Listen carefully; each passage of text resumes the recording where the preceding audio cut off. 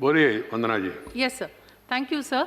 As a country, India and our Honorable Prime Minister have played a stellar role at the COP21 and made ambitious commitments at Paris. On the renewable energy front, sir, we are doing an exemplary job. It is now evident that we will exceed our commitments in the installation of solar energy. However, sir, we are seriously lagging on the front of creation of the additional carbon sink to sequester the 2.5 to 3 billion tons of carbon dioxide equivalent by 2030, so as to be in keeping with the internationally determined contributions. So there are several reports. Due to paucity of time, I will not read them out. All these reports reveal, sir, that there is a major deficit and that we have a daunting task to achieve our targets.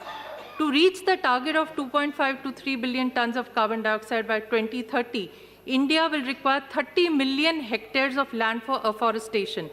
According to TERI, we have to densify the existing forests, which is a conservative approach, and it will achieve only 1/3 of the target. But the remaining 2/3, sir, will have to be achieved by afforestation of non-forest land. So forest is a concurrent subject, and therefore the efforts of the state governments is extremely important. Experts say that India has to double the rate of forest cover expansion.